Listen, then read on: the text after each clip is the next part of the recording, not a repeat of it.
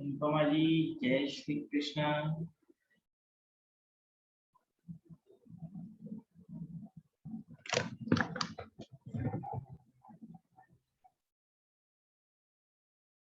जय श्री कृष्ण।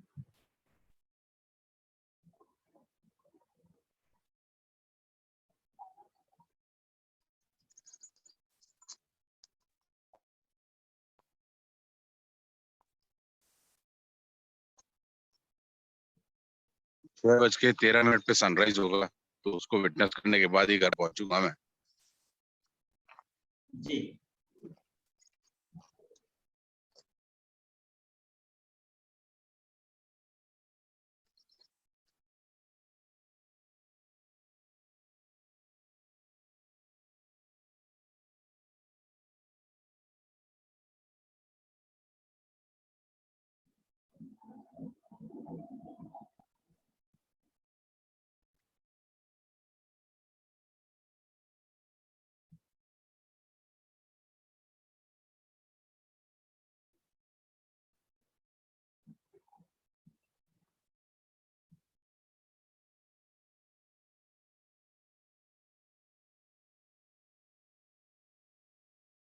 हरे कृष्ण।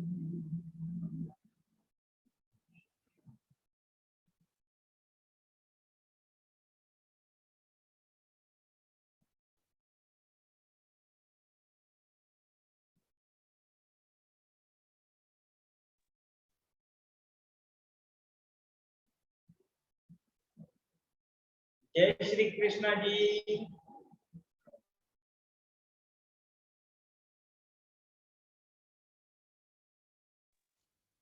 नमस्कार नमस्कार। जी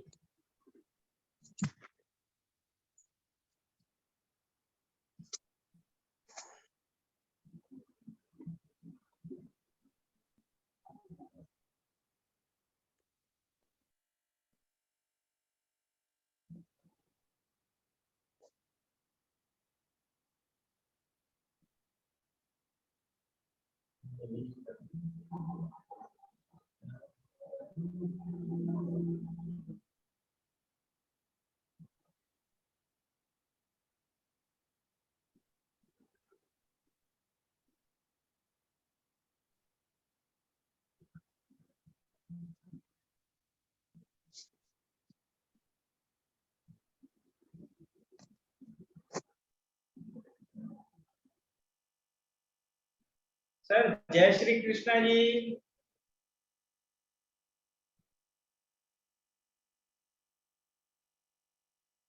डॉक्टर ललित पंत जी, जय श्री कृष्ण जी।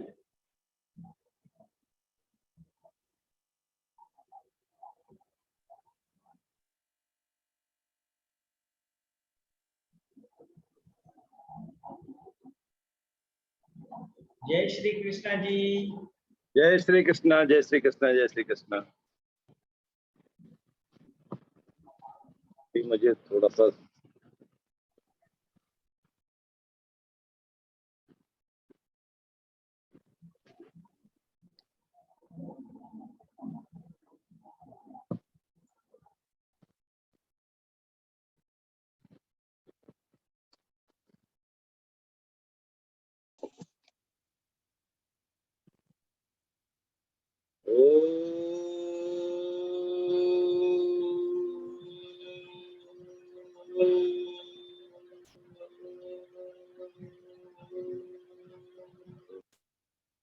ओम नमो भगवते वासुदेवाय गोविंदाय हिताय च। ओम श्री कृष्णाय नमः। मित्रों, एक लंबे समय तक इस भगवत कृपा प्राप्ति का साधन बनाने के लिए, उनको याद करने के लिए हम श्रीमद् भागवत गीता का सारांश कुछ जाना, कुछ उसको हमने चर्चा की। फिर भागवत जी कथा के भी 12 अध्यायों को हमने छूने की कोशिश की, क्योंकि 40-45 मिनट में इतनी ही बात हो पाती है। पूर्ण कथा वृतांत कर पाने में समय अधिक लगता है, और कोई बात नहीं है। फिर भी मुझे उम्मीद है कि भगवान के श्री चरणों का आशीर्वाद किसी न किसी रूप में हम सबको मिलना शुरू हो गया है, क्योंकि जो ब्रह्म मुहूर्त की निरंतरता है, यह निरंतरता लगभग स्थापित हो गई है हमारे जीवन काल में, हमारे प्रातः काल में। इसलिए कहा है वेदों में, ब्राह्मे मुहूर्ते बुद्धि धर्मार्थौ चानुचिन्तयेत् काय क्लेशान् तन्मूलान् वेद तत्त्वार्थमेव च। जब पहले दिन हमने शुरुआत की थी तो इस श्लोक का स्मरण किया था,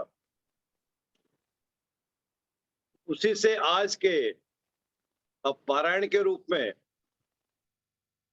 भगवान श्री कृष्ण जी के यशोगान का, तपोगान का, उनको अपने मन के अंतःकरण में स्थापित करने के लिए क्या क्या हम उसको याद रखें, उनके किन किन लीलाओं को याद रखें, या तो हम प्राणियों के लिए, मनुष्य मात्र के लिए दुष्कर ही नहीं, असंभव भी है। फिर भी भगवान तो कहते हैं यथा भक्ति यथाशक्ति, आप जितना भी जो कुछ भी अपने जीवन में उतार सकते हैं उसी को वह पूर्ण मान लेते हैं। और हम भी भगवान से सब कुछ होने के बाद यही प्रार्थना करते हैं। वेदों की ऋचाओं में भी ये प्रार्थना दी गई है कि अपराध सहस्त्राणि क्रियन्ते अहर्निशं मया दासो अयमिति मां मत्वा शमस परमेश्वरी मंत्रहीनं क्रियाहीनं बुद्धिहीनं सुरेश्वरी यत् पूजितं मया देवी परिपूर्णं तदस्तु मे। हे भगवान, मेरे द्वारा गाहे बगाए बहुत से अपराध हो गए होंगे, मुझे अपना दास मानकर, अपना शिष्य मानकर मेरे सारे अपराधों को माफ करना और अपनी कृपा दृष्टि मेरे पर बनाए रखना। पहले श्लोक का भावार्थ इतना था। और दूसरा कहते हैं कि मंत्रहीनम क्रियाहीनम, हे भगवान, हे परम पिता, हे परमेश्वर, मुझे ना मंत्र आते हैं, ना तंत्र आते हैं, ना भक्ति की विधि आती। तो जिस भी रूप में मैं आपका स्मरण कर पा रहा हूं, कर पा रही हूं, उसी को सही मानकर मुझ पर अपनी कृपा दृष्टि बनाए रखना, यही कामना, यही प्रार्थना भगवान श्री कृष्ण से हम भी करते। अब मित्रों, भगवान श्री कृष्ण के बातें करना, उनके तथ्यों को, मर्मों को वर्णन करना, उनको आत्मसात करना, यह एक बड़े समुद्र की तरह है। हाँ, उसमें से कुछ बूंदे, कुछ छींटे, कुछ तत्व यदि हम याद रख पाए और उनको हमने पूर्णता के साथ ग्रहण भी करने की कोशिश की, तो भी यह जीवन धन्य हो जाता है, सुधर जाता है, इस लोक में भी और आने वाले समय में भी, भविष्य में भी। क्योंकि पास्ट की चीजों में सुधार तो आ ही जाता है। इसलिए तो प्रार्थना की गई, मेरे से जो भी गाये बगाए अपराध हो गए उनके लिए माफ कर ले। इसलिए उस तरफ हमने कदम तो उठाया, क्योंकि अब वही बात, वही तथ्य भूख के रूप में कही गई है, क्षुधा के रूप में कही गई है, हंगर के रूप में कही गई है। जब भूख कहीं भी किसी भी चीज के लिए शुरुआत होती है, भूख की, वो इंसान में प्रवेश कर जाती है। विशेषतः भूख जब भोजन की हो तो भोजन से शांत होती है, जल की हो तो जल से शांत होती है, और यदि भक्ति की हो जाए, भक्ति की भूख, भगवान की भक्ति की भूख, वह जल में यदि प्रवेश कर जाए तो जल भी चरणामृत बन जाता है। भगवान के चरणों को बकार के बाद जो जल बन जाता है वो अमृत रूपी हो जाता है। और वही भक्ति जब हमारे आपके किसी के भी सफर में, ट्रेवल में प्रवेश कर जाती है तो सफल आनंददायी ही नहीं, वह तीर्थ यात्रा बन जाता है। और जब कोई भी भक्ति के रूप में उसका प्रवेश संगीत में हो जाता है, म्यूजिक में हो जाता है, तो संगीत नहीं रहता, वह कीर्तन हो जाता है। और जब भक्ति किसी के भी भवन में, निवास में, घर में प्रवेश कर जाती है तो वह घर घर नहीं रहता, वो भवन नहीं रहता, बल्कि वह मंदिर हो जाता है। और इसी तरह भक्ति किसी भी कार्य में यदि प्रवेश हो जाए, भक्ति का समावेश हो जाए, तो वह कार्य कर्म हो जाता है। और जब वह कोई भी क्रिया में भक्ति का प्रवेश हो जाता है तो वह क्रिया या कर्म सेवा बन जाता है। और जब जितना भी भक्ति किसी इंसान में, व्यक्ति में प्रवेश कर जाती है तो वह व्यक्ति नहीं रहता, बल्कि वो मानव बन जाता है। तो ऐसी भक्ति, उसमें चाहे हम मीरा की बातें लें, हनुमान जी की बातें लें, ये इस तरह के उदाहरणों के हम यदि साक्षात करें, इनसे आत्मसात करें, तो हम भी मानव बन सकते। तो हमने कोशिश तो की है। भगवान श्री कृष्णाय नमः, उनका आशीर्वाद हमको सबको अवश्य मिलेगा और उसका फल आपको भी मिलेगा। और आने वाले समय में आपका मार्ग सुमार्ग भी होगा, सन्मार्ग भी। तब क्या सीख मिलती है कि भगवान श्री कृष्ण होने के माने क्या है? यथार्थ रूप में यदि चित्रण किया जाए, उसका क्या मतलब है? कौन श्री कृष्ण बन सकता है? कैसा चरित्र है श्री कृष्ण का? अब यह बात मैंने पहले ही कह दी कि इन भगवान का जो वृत्तांत करना है, चारित्रिक वर्णन करना है, वो तो एक अथाह समुद्र है। उसमें से कुछ बूंदे भी वाष्प के रूप में सही, बरसात के कुछ छींटों की तरह ही सही, यदि हम सुन भी लें तो भी उद्धार होगा, जान भी लें तो भी उद्धार होगा। और यदि उनको आत्मसात करके उस प्रेरणा को करना भी शुरू कर दें तो उसको किसी चीज की कमी रह जाए, ऐसा हो नहीं सकता। तब कहा है कि भगवान कृष्ण होने के माने क्या है, कैसे थे भगवान कृष्ण, या क्या सीख मिलती है? भगवान श्री कृष्ण के पास सारी शक्तियां थी, सर्वशक्तिमान थे, यह तो हम सब जानते हैं।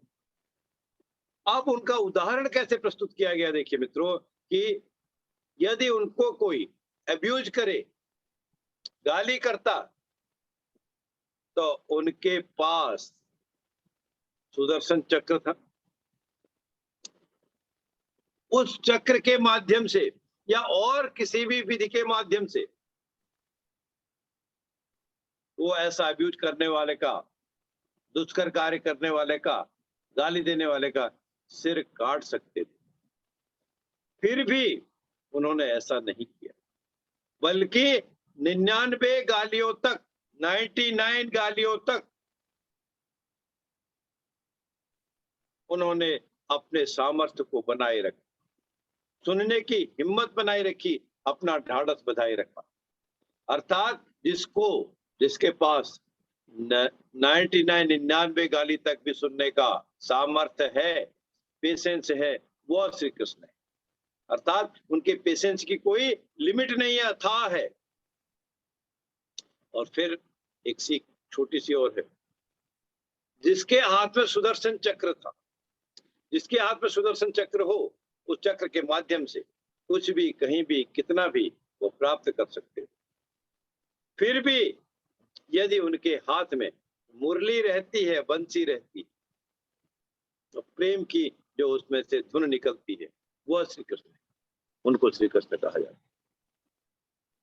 और द्वारिका का जैसा वैभव राजपाट होने के बाद भी यदि उनके पास सुदामा जैसे मित्र है, सुदामा और कृष्ण की मित्रता का वर्णन हम करें, उनका ध्यान करें, तो वह श्री कृष्ण वैभव पूर्ण होने के बाद भी एक बहुत ही निर्धन ब्राह्मण सुदामा जी उनके मित्र हैं, तो वह श्री कृष्ण ऐसा करके और उन पर मृत्यु तथा जीवन दोनों उनके बस में होने के पर भी, या हम कहें मृत्यु का फन होने पर भी, हुनर होने पर भी यदि वह अटखेलियां करते हैं, वह नृत्य करते हैं, तो वह स्वयं श्री कृष्ण जी महाराज। और सब कुछ उनके पास होने पर भी, सर्व समर्थ होने के पास बाद भी यदि वह सारथी बनते या यदि वह सारथी हैं, तो वह और कोई नहीं हो सकता, स्वयं भगवान श्री कृष्ण जी ही है। ओम श्री कृष्णाय नमः। मित्रों, एक बात कहना चाहता हूं, अगर कोई अन्यथा न हो, कोई रिजर्वेशन ना हो, तो आज अब अपना वीडियो ऑन कर दे और बीच बीच में भी आप लोग भी इसको पार्टिसिपेट करते जाएं, क्योंकि आज अब कथा तो नहीं है, हमने केवल उनका यशोगान ही करना है श्रुति स्मृति के द्वारा।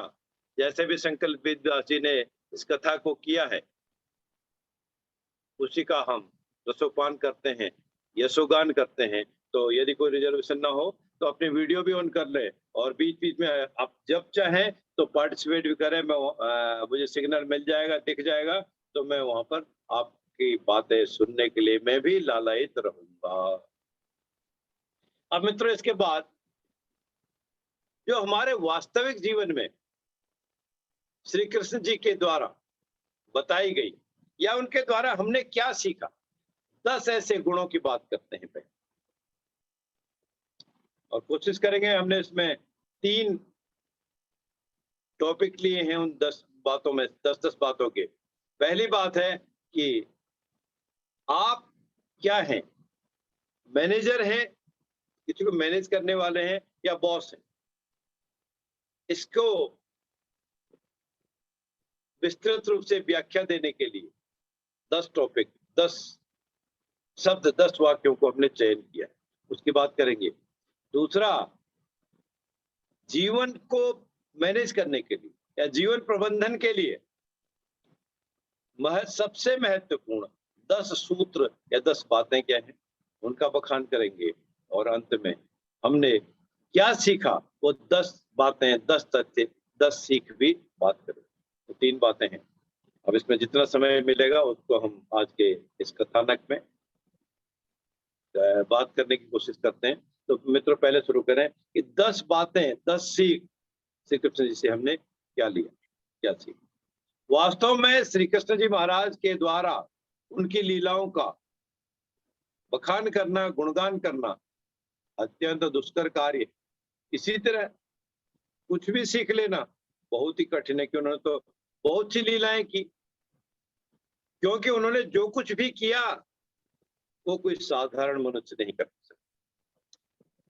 असाधारण चीजें उनके लिए साधारण चीजें, और तब जब असाधारण के भी उनके लिए साधारण है, तो मनुष्य मात्र उनके लिए क्या कर सकता। उसको हम केवल मनन कर सकते हैं, पठन कर सकते हैं, या उस तरफ कदम उठा के धीरे धीरे बढ़ने की कोशिश कर सकते हैं। चलिए हम बातें करें उसी 10 बातों की, 10 तथ्यों की, उसमें बात करें। पहली बात जो शुरुआत की थी कि आप या हम क्या है, मैनेजर है या बॉस। ऐसे कई भी लोग हैं, कई मैनेजर ऐसे हैं जो खुद को बॉस समझते, सब कुछ समझते, पूरा बॉस से मतलब है पूरा सब कुछ उनके हाथ में, सर्वशक्तिमान। और कुछ लोग ऐसा भी सोचते हैं कि हमसे ऊपर कोई नहीं है, हमारा बॉस कोई नहीं है, हम तो हमसे कोई काम करवा नहीं सकता, जो हम चाहेंगे वही होगा। पहले जो मैनेजर हैं वो किसी भी चीज को व्यवस्थित करने की कोशिश करते हैं, लेकिन बॉस ऐसा नहीं करते। और सच बात तो यह है कि लोगों को, उनकी सोच को मैनेज करना बड़ा एक कठिन कार्य है, दुष्कर कार्य, क्योंकि सबकी सोच अलग है। और बहुत से कार्यालय या दफ्तर, जो भी हम, या कार्यस्थल, जो भी नाम उनको लें, उसको लें, जहां इस तरह का कोई अथॉरिटी नहीं है, बॉस नहीं है, अर्थात वो मैनेज तो नहीं करते, वो तानाशाही चलाते, मनमर्जी ही चलाते हैं। उस कार्यस्थल की, उस कार्यालय की, उस ऑर्गेनाइजेशन की लुटिया ना डूबे, ऐसा नहीं हो सकता। तानाशाही नहीं चलती। मैनेज करना, मैनेजर बनना, उससे आप आगे पार पा सकते। दूसरी बात, भगवान श्री कृष्ण की बात हर कोई समझता, मानता था उस समय पर भी, जब उनकी क्रियाएं चल रही, क्योंकि वो किसी के बॉस नहीं थे, ना भगवान श्री कृष्ण, तानाशाही ही थे। फिर क्या थे? तब क्या हुआ? उनमें एक व्यापकता थी, एक रूपता थी, अर्थात व्यापक सोच थी उनकी। अब इसी कड़ी में पहले बार में दूसरी बात शुरू की, व्यापक सोच थी उनकी। व्यापक सोच कैसी थी कि क्रांतिकारी विचार रखते हुए भी हम अपने कार्य करें, और किसी भी बधी बधाई लीक पर नहीं चले। एक ही चीज को हम फर्म होके उससे बदलाव ना करें, प्रोग्रेशन ना करें, उन्नति ना करें, वो ठीक नहीं। बदलाव तो करना ही चाहिए। जब भी जरूरत पड़े, जहां जरूरत पड़े, जिस रूप में जरूरत पड़े, वैसे बदलाव करें और अपनी भूमिका को भी बदलने की कोशिश करें। भगवान श्री कृष्ण तो स्वयं 64 कलाओं में निपुण थे, तो फिर वो कुछ भी कर सकते थे। लेकिन उन्होंने अपने भूमिका भी बदली, कार्य भी बदला, व्यवहार भी बदला, तो इस तरह से व्यापकता उनमें समाई हुई थी। व्यापकता हम सीख सकते। तीसरी सीख जो है, तीसरी बात जो है, निष्काम कर्म। काम तो आप करें, लेकिन उसके साथ साथ यदि फल की इच्छा लगा के रखेंगे तो वह काम नहीं होता। इसलिए जो अपना कर्म है, जो सुकर्म है, जो धार्मिकता है, उसको जरूर शुरू करें और उसको 100% करने की कोशिश करें, क्योंकि फल या परिणाम देने वाले वो स्वयं है, भगवान परम पिता है। श्री कृष्ण जी महाराज स्वयं ही फल देने वाले हैं, और अपने मनसा वाचा कर्मणा 100%, 100% उसको परफॉर्म करने की कोशिश करें, ना कि 100% उसका फल या रिजल्ट की कामना करें। रिजल्ट 100% भी मिल सकता है, उससे अधिक भी मिल सकता है, या कम भी मिल सकता है। वो भगवान के बुद्धि, विवेक और उनके आशीर्वाद पर छोड़ दो। इसलिए जब भी हम सोचते हैं, प्रयास करते हैं कि अपना 100% देना है, 100% काम करना है, पूरी शक्ति लगानी है, ईमानदारी से काम करना है, तो उसका मनचाहा परिणाम ना मिले या उस परिणाम में कोई कमी रह जाए, ऐसा मित्रों नहीं। और इस संसार में कोई भी ऐसा कर्म नहीं है कि जिसका फल ना मिलता, फल तो मिले। इसलिए निष्काम रूप से कर्म करें और उसके फलों को भगवान पर छोड़ दें। वो जैसा चाहेंगे, जब चाहेंगे वैसे ही करें। और इसी निष्काम कर्म की भावना से, प्रयास से हम अपने अतीत को, पास्ट को और भविष्य को, दोनों को छोड़ देते हैं। आज पर जिए, आज पर जीना भगवान ने सिखाया। फिर चौथी बात, चौथी सीख, चौथा तथ्य, धर्म के साथ रहना, धर्म का साथ दे। इसी वजह से उन्होंने पांडवों का साथ दिया और कौरवों को करेक्ट किया। यह लेसन तब जो सीख मिलती है, अपने जीवन में, हमारे जीवन में कितना ही कठिनाइयां आए, कितना ही परेशानियां आए, धर्म और धार्मिकता को न मन से, न विचारों से, न कर्मों से त्यागे नहीं, उसको अपने साथ सदा रखें, क्योंकि हो सकता है। यदि हम कहीं अधर्म के मार्ग पर चले गए तो उससे हमको तात्कालिक कुछ गेन हो सकता है धर्म के मार्ग से, कुकृत्यों से, लेकिन जब जीवन का असली मोड़ आएगा उस समय उसका परिणाम कुकृत्य ही होगा, दुष्परिणाम ही होगा। धार्मिकता के साथ धर्म के मार्ग में चलने से कैसा भी ट्विस्ट आ जाए, कैसा भी कठिन समय आ जाए, अल्टीमेटली आपकी रक्षा करने के लिए भगवान स्वयं वहां पर, क्योंकि भगवान तो घट घट के वासी हर जगह है, सदा के लिए है। तो इसलिए हमको धर्म के साथ रहना, धर्म परायण बने रहना बहुत जरूरी है। इसलिए भगवान का संदेश भी यही है कि तू, हे मानव, तू धर्म की रक्षा करेगा तो तेरी रक्षा धर्म करेगा। फिर अगली बात, पांचवी बात, खुद को मोटिवेट करो। जब हम खुद मोटिवेटेड हो जाएंगे, सेल्फ मोटिवेशन जब हमको हो जाएगा, तभी तो हम दूसरे को भी बता सकेंगे, मार्गदर्शन भी कर पाएंगे। इसलिए भगवान की जो कृत्य हैं, जो कथानक हैं, जो क्रियाएं हैं, वो पॉजिटिव एटीट्यूड ही दिखाते, हर तरह से, हर बार पॉजिटिविटी अपने पास लाके, पॉजिटिव एटीट्यूड के साथ हमारा सेल्फ मोटिवेशन सबसे पहले होता है। यही प्रेरणा का स्रोत भी। वह लोगों को अपने मित्र बनाते हैं, मित्र बना के उनको समझाते हैं, ज्ञान भी देते हैं, और जरूरत पड़ने पर भाई, पिता, बड़ा या छोटा, हर रूप धारण कर लेते हैं। और यथा योग्यम तथा गुरु, अभी हमने जो भगवान की स्तुति उसमें किया, कहा था कि जहां जब जैसी जरूरत हो वैसा व्यवहार भी करते हैं, अर्थात प्रेज भी करते हैं, डांट भी देते हैं। और अल्टीमेटली मोटिवेशन बहुत ही इंपॉर्टेंट है। फिर इससे हमको मानसिक नियंत्रण की प्राप्ति, कौन सा कार्य, कौन सी बात, कब, कहां, कितनी करनी है, क्यों करनी है या नहीं करनी, या नहीं करना है कोई काम, इसको हमको समझना बहुत जरूरी है। इसलिए हमारे जो नियंत्रण है, मानसिक नियंत्रण, वह उसी मानसिक नियंत्रण के द्वारा वाणी पर भी नियंत्रण करना ही चाहिए। तोल मोल के बोल इसलिए कहा गया है ना। तो कंट्रोल मानसिक होगा तो वाणी पर भी हमारा नियंत्रण होगा। फिर किसी तरह का शक हो, संदेह हो, आत्मविश्वास हो, निराशा, क्रोध, लालच, भय, दुविधा, इन सब पर भी नियंत्रण हमको करना होगा।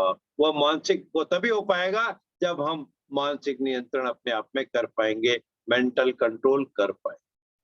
और उसी मानसिक नियंत्रण के द्वारा जो अभी हमने बात की, शक, संदेह आदि अंधविश्वास की बात की, अविश्वास की बात की, उन पर भी कंट्रोल, ये सारे दुर्गुण हैं, इन दुर्गुणों पर भी कंट्रोल मानसिक नियंत्रण के द्वारा ही होता है। और फिर सीख यही है कि मन, वचन और कर्म से एक बने। जैसा मन करे वैसे कर्म भी करो, वैसे वचनों को भी करो। इसलिए जो भी इंसान अपने बात पर कायम रहता है, अडिग रहता है, सुकर्म करने की इच्छा रखता है, कार्य करता है, या कार्य कर दिखता भी उसका किया हुआ, तो उसके लिए जीत कभी भी पीछे छूट जाए ऐसा हो नहीं सकता। अर्थात उसको सफलता जरूर मिलती है। इसलिए नियंत्रण भी जरूरी। फिर अगली बात, सातवीं बात है सम्मान तथा आदर। सम्मान किसका? मतलब बिल्कुल स्पष्ट सी बात है, सबसे पहले अपना सम्मान तो हमको करना ही चाहिए। अपना सम्मान हम कैसे कर सकते? हमको यह बात गांठ बांध लेनी चाहिए कि yes, I can do it, हम इस कार्य को कर सकते या दूसरी बात को कर सकते, वह सर सम्मान। हमारे शरीर में कोई व्याधि हो फिर भी हम उसका ध्यान ना रख रहे हो, उससे दूर होने के, उससे को दूर करने के उपाय नहीं कर रहे हैं, तो अपना सम्मान कहाँ करें? तो सबसे पहले अपना सम्मान, दूसरों का सम्मान, परम पिता का सम्मान। क्योंकि देखिए मित्रों, भगवान श्री कृष्ण जी इतने शक्तिशाली थे, लेकिन उन्होंने अपनी शक्ति का प्रदर्शन नहीं किया। जहां जब जितना जरूरत था उतना ही उसको प्रयोग किया, लीलाएं उतनी ही की उन्होंने। और वो भगवान अपने गुरु, माता पिता और बड़े भाई सबके साथ अर्थात सभी का आदर करते थे और उनके चरणों को स्पर्श भी करते थे। तो सम्मान आदर भगवान के रूप में सबका करते थे। इसलिए जो भी अपने माता पिता गुरु उनका आदर करते हैं, उनके चरण स्पर्श करते हैं, वे उनको प्रशंसा तो मिलती ही है। जब भी हम झुक कर किसी को नतमस्तक होते हैं तो ये हमारे शरीर की जो इंद्रियां हैं, जो स्पाइन है, जो कमर है, जो आंख है, जो बुद्धि विवेक है, वह सब उसका साक्षात्कार भगवान से होता है। आप दूसरे को सम्मान दे रहे हैं, दूसरे के मन में भी आपके लिए आदर की भावना जागृत होती है।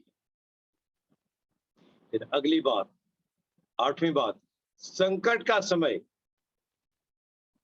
ऐसा होता है कि जब हमको स्वयं को, अपने आप को सिद्ध करना होता है कि हम उस संकट से कैसे उबर पाए, कैसे उससे पार पा पाए। तब हमें यह धारणा या विचार बिल्कुल स्थापित करना होता है कि संकट के समय भी हम में काबिलियत है, हम में योग्यता है, एबिलिटी है, हम किसी उस संकट से उबर सकते, तो दूर कर सकते हैं। और वो चाहे संकट चाहे खुद पर आया हो, किसी मित्र पर आया हो, पड़ोसी पर आया हो, और किसी संस्थान पर आया हो, उस सबका हर समय डट कर मुकाबला करना ही पड़ता। और संकट के समय यदि हम पीठ दिखाकर भाग जाते हैं, पलायन कर जाते हैं, तो धर्म का भी त्याग हो जाता है। अर्थात संकट के समय में भी डरना नहीं है, उसका डटकर मुकाबला ही करना। और इसी कड़ी में एक बहुत इंपॉर्टेंट बात जिसकी इस कलयुग में बहुत ही जरूरत है, सदा जरूरत है, सर्वत्र जरूरत है, वो है मास्टर स्ट्रेटेजी। वास्तव में हमको क्या स्ट्रेटेजी बनाए, क्या ऐसी युक्ति का प्रयोग करें जिससे सफलता मिले। अगर हम उद्बोधन करें, संबोधन करें, भगवान की क्रियाओं को याद रखें, तो भगवान श्री कृष्ण के पास यदि ऐसी स्ट्रेटेजी नहीं होती, वो ऐसा कार्य, ऐसी प्लानिंग नहीं करते, तो पांडवों का युद्ध में जीत पाना मुश्किल था। उन्होंने हर तरह से येन केन प्रकारेण ऐसी स्ट्रेटेजी बनाई। और इसलिए कुछ भी दुष्कर से दुष्कर कार्य करने के लिए भी या आसान कार्य के लिए भी एक डिटेल्ड एनालिसिस, डिटेल्ड प्लानिंग, बेहतर कार्य योजना का बनाना बहुत जरूरी। और उन योजनाओं को जरूरत के अनुसार, समय के अनुसार अपडेट करना भी बहुत जरूरी। और यदि योजना नहीं बनाई गई, कार्य हमने शुरू कर दिया, तो उसमें सफलता कैसे मिलेगी? उसमें असफलता ही होगी, अर्थात वो कार्य फेल हो जाए। इसलिए फेल होने से बचने के लिए, ऐसा दाग लगने से पहले हम उसकी प्रॉपर प्लानिंग करें। और फिर जो पहला टॉपिक था, पार्ट 1 हमने 3 में से, उसका पहला आखिरी पड़ाव है, 10वीं बात है, यदि उद्देश्य सही है तो रास्ता कैसा भी हो। तो प्रश्नवाचक, उद्देश्य सही है तो रास्ता कैसा भी। गोल को हम अटेन कर ही पाएंगे, लक्ष्य को भेद पा ही पाएंगे, लक्ष्य को प्राप्त कर ही पाएंगे। यह भी कहा है कि सीधे रास्ते से सब पाना, सब चीज पा जाना कभी कभी आसान नहीं होता। इसलिए कभी हमको उंगली को टेढ़ी भी करनी पड़ती है ताकि घी को हम निकाल पाए। टेढ़े रास्ते से भी घी निकालने की जरूरत पड़ती है। इसलिए यदि ऐसा कहीं ट्विस्ट करना भी पड़े तो उसको हम अटेन करने के लिए थोड़ा सा अपने आप में बदलाव कर लें। और स्पेशली जब अधर्म का बोलबाला हो, अधर्म का मार्ग ही मिल रहा हो, अधर्मी बहुत ज्यादा हो गए हों, तब ऐसे समय में कूटनीति को अपनाना बहुत ही जरूरी है। और कूटनीति के द्वारा भी हमको सफलता मिल सकती है। सफलता की ये कड़ियां। ये तो बातें 10 बातें पहले टॉपिक की थी। क्या सीखना हमने बहुत जरूरी है। शुरुआत हुई थी हम कैसे मैनेजर हैं, बॉस हैं। हम मैनेजर हैं, बॉस हैं, यह उदाहरण था। और इस क्रिया में हमने 10 बातें भगवान श्री कृष्ण के चरित्र से, उनकी गाथाओं से, उनकी लीलाओं से जानी सीखी। और ये वास्तव में परखी हुई बातें हैं, इससे कोई मना नहीं कर सकता। अब दूसरी बात, जीवन को मैनेज करने के लिए जीवन प्रबंधन की 10 सूत्र, 10 सूत्रों का हम थोड़ा सा वर्णन करते हैं। शुरुआत हम सीधे पहले सूत्र से करते हैं, क्योंकि भूमिका बनाने में अगर हम लग गए तो फिर भूमिका में ही पूरा समय लग जाएगा। इसलिए हम उन 10 सूत्रों की सीधी बात करते हैं। शुरू से अंत तक, पहला सूत्र, शुरू से अंत तक, जब से इंसान ने, बच्चे ने जन्म लिया है और जब तक इस दुनिया से वह इस देह का त्याग कर जाएगा, आत्मा कहीं और बच जाएगी, तब तक हर पल, प्रतिपल, पग पग पर उसको संघर्ष तो करना ही पड़ेगा। जीवन एक संघर्ष का रूप है, यह बात हमको ध्यान रखनी है। क्योंकि अब भगवान की हम बात करें, उनका थोड़ा सा कथान की बात करें, वृत्तांत बात करें। भगवान श्री कृष्ण का जन्म कारागृह में, पैदा होते ही रात में यमुना को पार कर गोकुल चले गए, या उनको ले जाया गया। और फिर उसके बाद तीसरे दिन ही पूतना उनको मारने के लिए आ गई, अपने स्तनों में हलाहल विष पिलाने की कोशिश। वहीं से संघर्ष शुरू हुआ, जन्म के समय से ही संघर्ष शुरू हुआ। बल्कि यह कहा जाए कि जन्म से भी पहले जब माता देवकी का विवाह कंस ने किया था, तभी से यह कष्ट, संघर्ष शुरू हो गया था उसके माता पिता के रूप। उनको बहुत तंग किया कंस ने, तो फिर यह संघर्ष इस तरह से शुरू हुआ। और पूरे कार्यकाल में, पूरी क्रियाओं में भगवान के द्वारा देह त्यागने तक भी वो संघर्ष कम नहीं। यही सीख मिलती है भगवान की क्रियाओं से, कथाओं से, वचनों से, प्रेरणा से, कि जब तक जीवन है, जब इस संसार में आप आए हो, तो संघर्ष से क्या डरना है, संघर्ष तो हमेशा रहेगा ही। और मानव जीवन में जब हम हैं, मानव जीवन में आकर परमात्मा भी आपकी उतनी मदद कर सकता है जितनी जरूरी है, जितने आपके कर्म हैं। संघर्ष को से आपने हटना या भागना नहीं है, डटकर मुकाबला ही कर, क्योंकि कर्म करना ही पहला कर्तव्य है।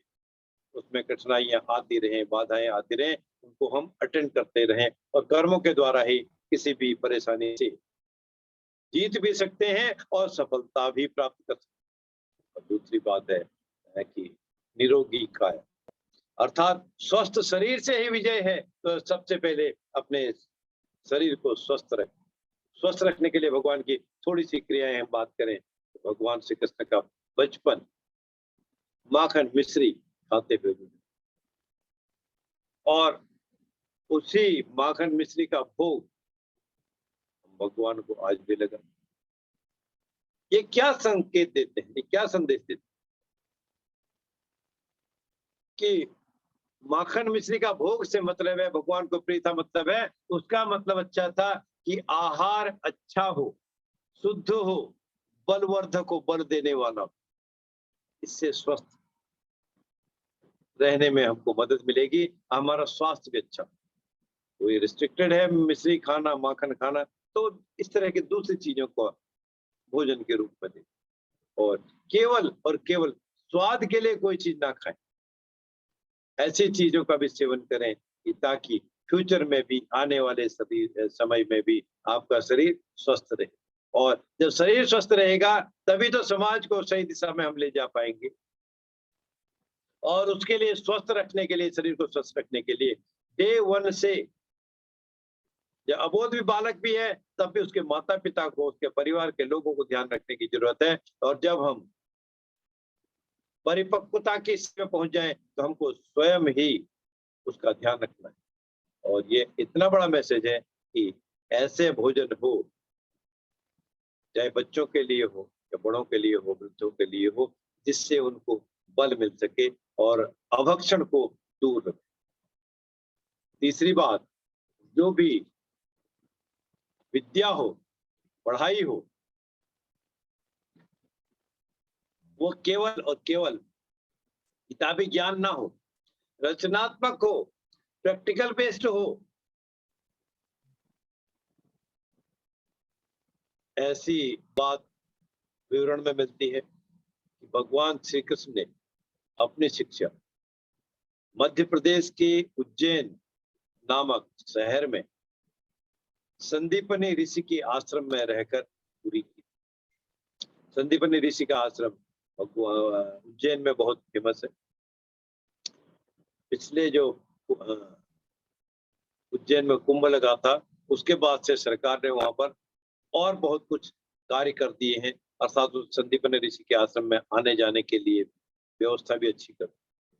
इसीलिए उन्होंने यह बात पता चली कि 64 दिन में भगवान श्री कृष्ण ने 64 दिन में 64 कलाओं का ज्ञान पूर्ण रूप से हासिल कर लिया था संदीपनी ऋषि के आश्रम में। और उस ज्ञान में उन्होंने, भगवान ने वैदिक ज्ञान के अलावा कई कलाएं भी सीखी। अर्थात कहने का मतलब है कि शिक्षा ऐसी हो, ज्ञान ऐसा हो जो केवल किताबी ही ना हो, हमारे व्यक्तित्व का, चारित्र का सब तरफ से विकास करने।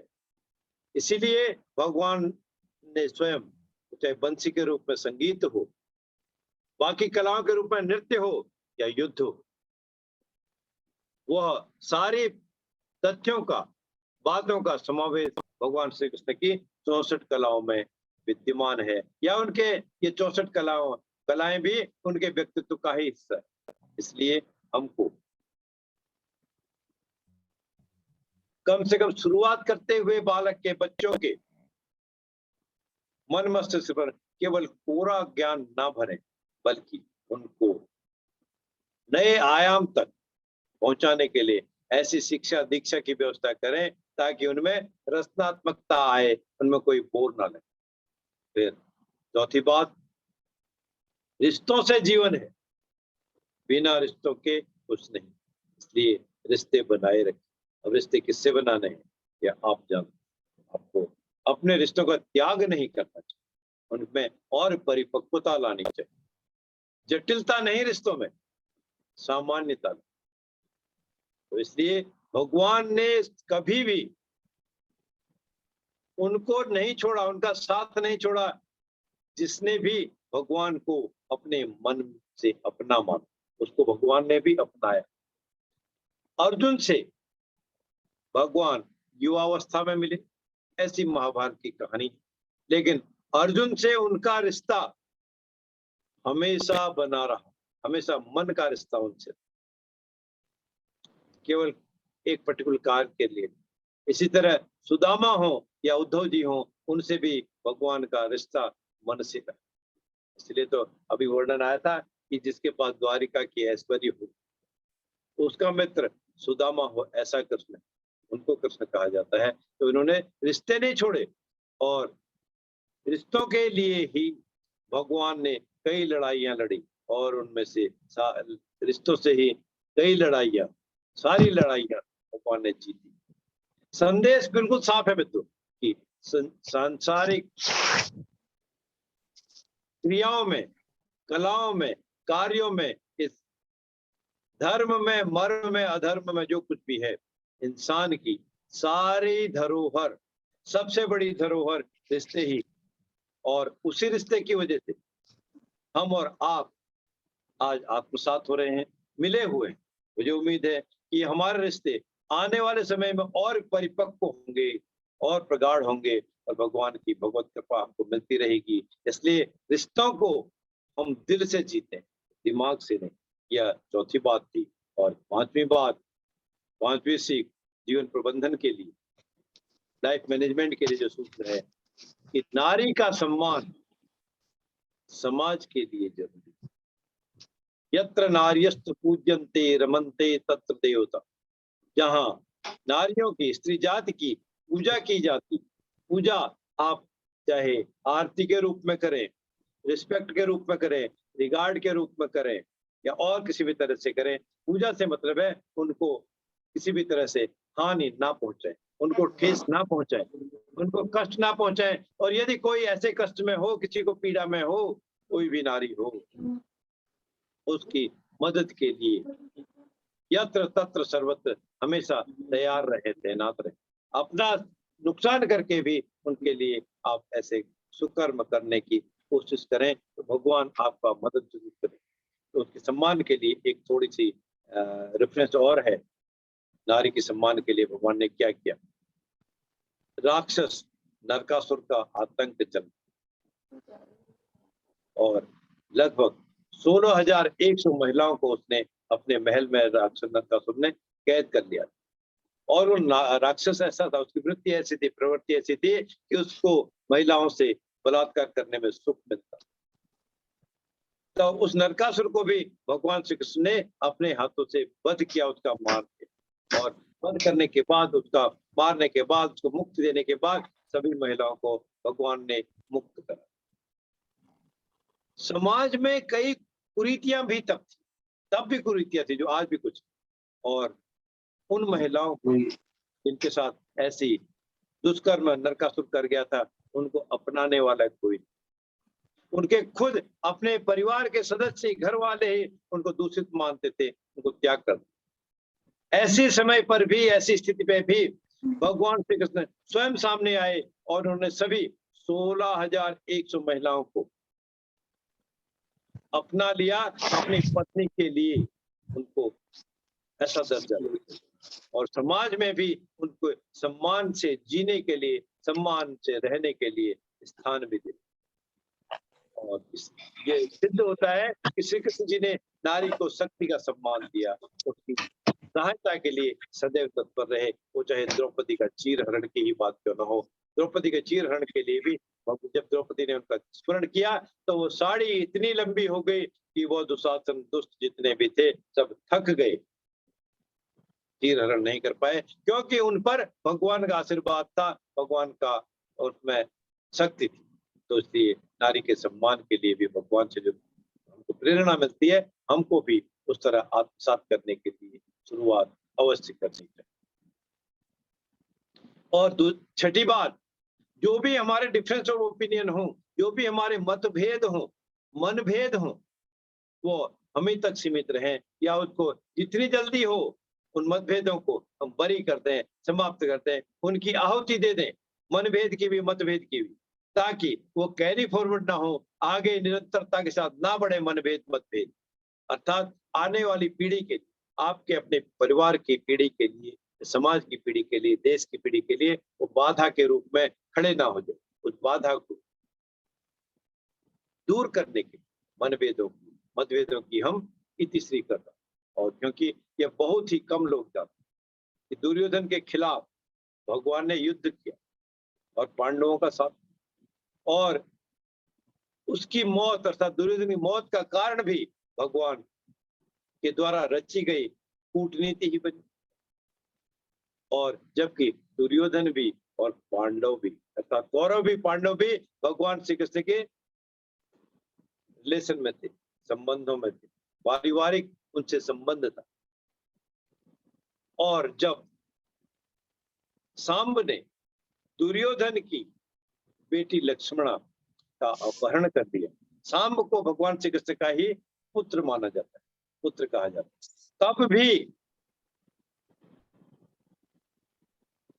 भगवान श्री कृष्ण ने लक्ष्मणा का साथ, सांब को कौरवों ने बंदी बनाया, तब भी कृष्ण ने दुर्योधन को समझाया कि हमारे मतभेद अपनी जगह है, लेकिन हमारे विचार दो परिवारों के भविष्य में नहीं आने चाहिए। वह चाहते थे, अगर वो चाहते तो स्वयं तुरंत मुक्त करा देते, उन्होंने मुक्ति नहीं कराई। तो दुर्योधन को समझाया संबंध बनाने के लिए, संबंधों की बाधा ना बने। और फिर उन्होंने बताया दो परिवारों के आपसी झगड़े, बच्चों के प्रेम की बलि ना चढ़े। दो परिवार के संबंधों से, आपके अपने हो, पड़ोस के हो, नजदीकी हो, दूर के हो, तो ऐसे संबंध हम कटु संबंध तो दूर। सम्मान हर किसी का दिया जाए सम्मान, जब दूसरे का दिया जाएगा तो आपको भी उसका फल जरूर मिलेगा। और सातवीं बात है, शांति का मार्ग ही विकास का रास्ता। अशांति होने से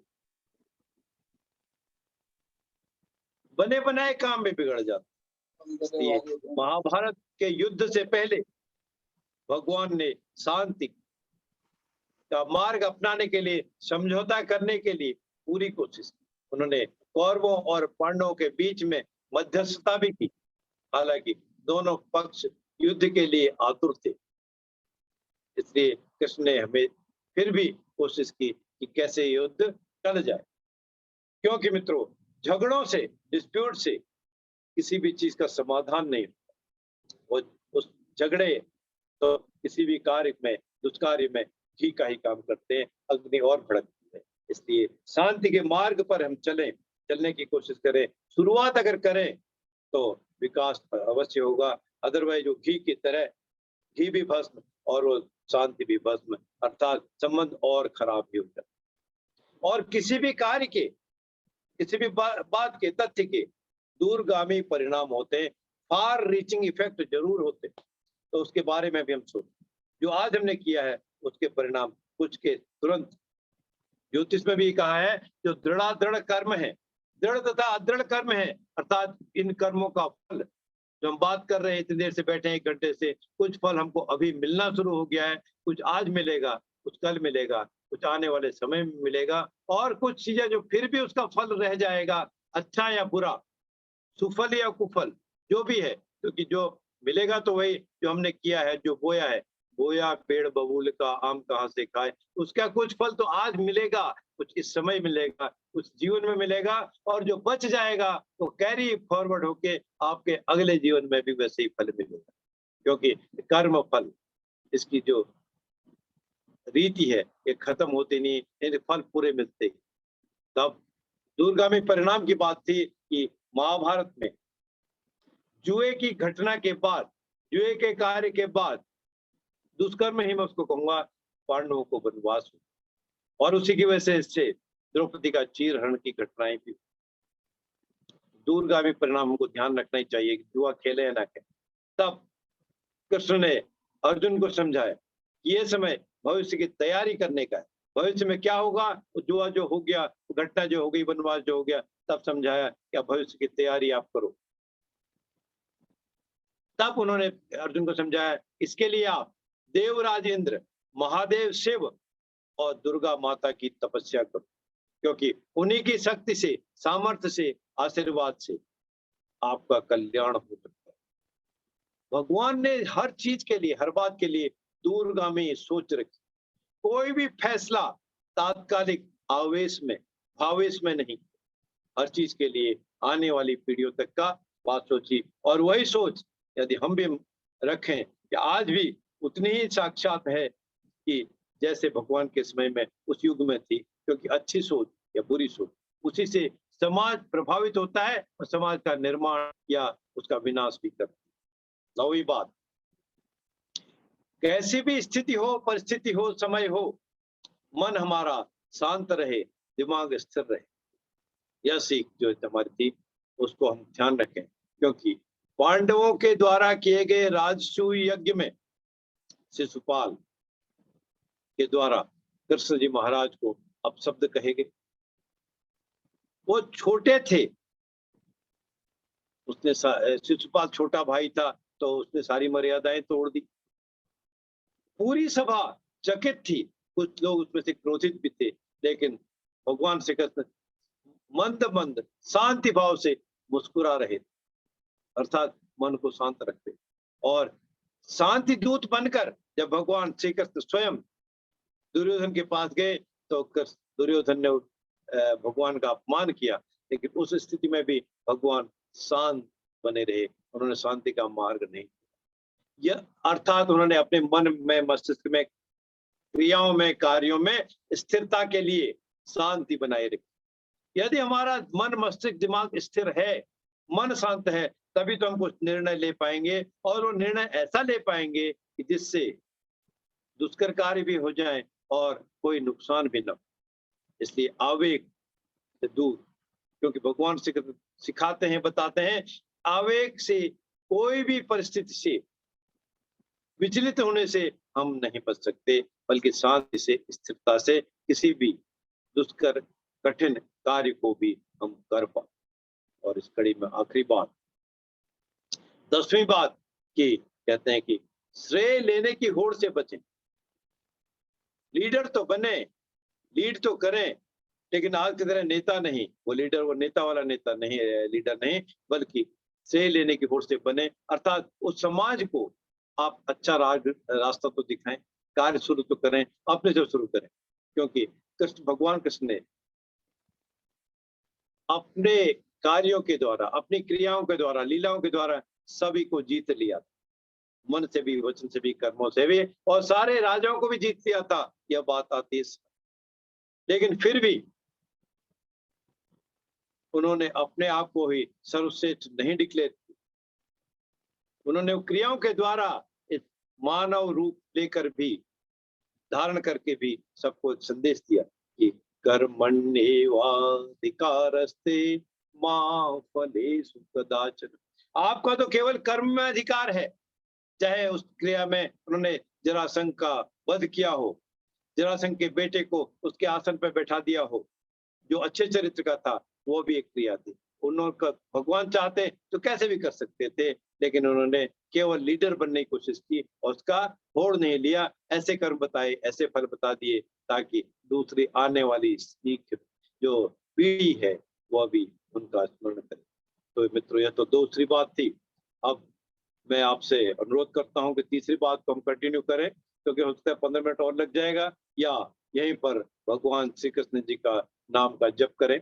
जैसे आपकी तरफ से संदेश मिलेगा वैसे ही हम कार्य करेंगे, क्योंकि वो 10 बातें, 10 सीखें जो अल्टीमेट थी हमारी, वो आप कंटिन्यू रखें, कोई दिक्कत नहीं।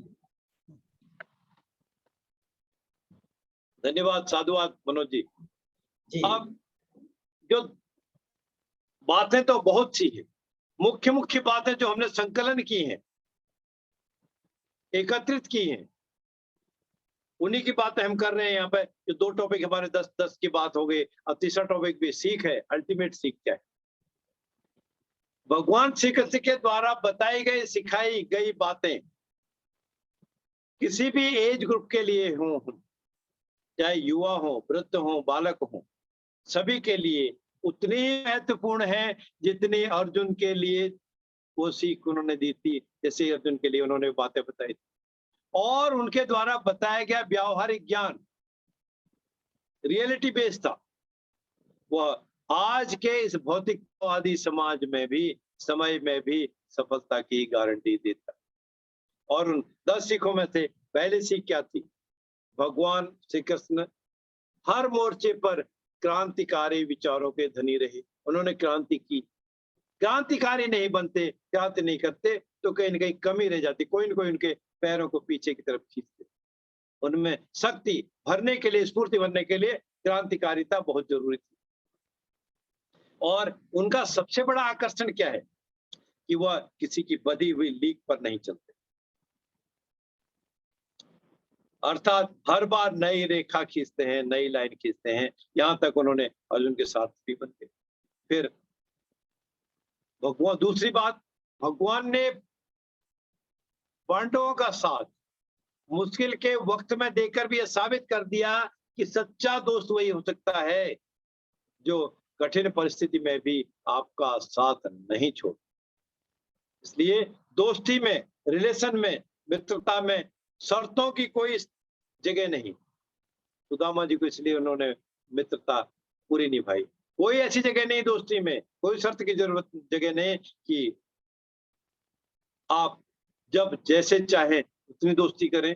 Limited sphere of time, limited area नहीं मित्रों, वह असंख्य है, असीमित है। यह दूसरी सीख हमारी। इसी बात, जो महाभारत के सबसे बड़े योद्धा थे, जिन्होंने अपने बल पर ही इस युद्ध को एक तरफ मोड़ दिया। ठीक है, भगवान का उन पर आशीर्वाद तो था, गाइडेंस तो थी, सीख भी भगवान की थी, और सीख भी, अनुभव भी भगवान के थे। अर्जुन भी भगवान से निरंतर, नित्य प्रति, हर पल, प्रतिपल, प्रतिक्षण कुछ न कुछ सीखते रहे, कुछ न कुछ जानते रहे उनके अनुभवों से और अपने अनुभवों से, उनके द्वारा बताए गए मार्ग से कुछ न कुछ सीखते रहे, तो हमारे जीवन में कुछ न कुछ सीखने के लिए सदा ही होता है। और हमको एक शिक्षक की तरह, एक विद्यार्थी की तरह, दोनों तरह से, शिक्षक भी विद्यार्थी भी, हम स्वयं के शिक्षक भी हैं और स्वयं के विद्यार्थी भी। दूसरों को भी सिखाना है, दूसरों से भी सीखना है। यह एक बहुत ही इंपॉर्टेंट कला है। यह जानना, सोचना, मनन करना बहुत जरूरी है। और चौथी बात जो है, भगवान श्री कृष्ण की स्ट्रेटेजी के कारण ही, ये स्ट्रेटेजी की बात तो हमने होगी, पांडवों की युद्ध में जीत भी हुई, इसलिए हमको परफेक्ट स्ट्रेटेजी बनाना जरूरी है। और यह आज के समय में विशेषतः कठिनाई से जूझ रहे लोगों के लिए और विद्यार्थी वर्ग के लिए प्रॉपर स्ट्रेटेजी बनाना, सफलता की सीढ़ियों में और अधिक आनंद के साथ चढ़ना बहुत जरूरी है। तो स्ट्रेटेजिक प्लानिंग भी बहुत जरूरी है, यह भी हमारे से सीखना। और पांचवी सीख, जब अर्जुन को भगवान के द्वारा विराट स्वरूप के दर्शन कराए गए थे, तब वो कहते हैं, क्यों बेकार की चिंता करते हो अर्जुन, क्यों किससे डरते हो, क्योंकि यह सब कुछ उनके विराट स्वरूप में उन्होंने अपने हृदय में दिखा दिया। यह सब कुछ मैं ही हूँ, मेरे ही द्वारा रचित है, वर्णित है, की गई है, कंट्रोल्ड है। इसलिए भगवान का, परमपिता को साक्षात मानकर सारे कार्य करना शुरू करो। न चिंता करनी, चिंता तो चिता समान है, न डर। हाँ, कर्म, अच्छे कर्म होने चाहिए, सुकर्म होने चाहिए, तब भगवान उनका साथ अवश्य देते हैं। यह सीख भगवान श्री कृष्ण ने गीता में सिखाई है, हम आप सब जानते हैं। फिर अगली छठी बात, एक सीख भगवान के कलाओं से मिलती है, क्रियाओं से मिलती है कि हमको, इंसान को दूरदर्शी होना ही चाहिए, फार साइटेडनेस हम में होनी ही चाहिए, और हम में हर स्थिति परिस्थिति का आकलन करने की क्षमता, ताकत होनी चाहिए। हमको आकलन करना आना ही चाहिए। कब क्या होने वाला है, क्या घटित हो सकता है, ऐसी जानकारी हमको होनी चाहिए। उसके लिए चाहे हम ज्योतिष की बात करें, उसके लिए चाहे हम अध्यात्म की बात करें, या अपने कर्मों की बात करें, सुकर्मों की बात करें, चाहे स्वस्थ होने की बात अभी हमने की थी, उससे क्या साइड इफेक्ट हो सकता है, उसका भी ध्यान रखें। तो दूरदर्शी होना, दृष्टि रखना भी जरूरी है। ये छठी बात सीख है।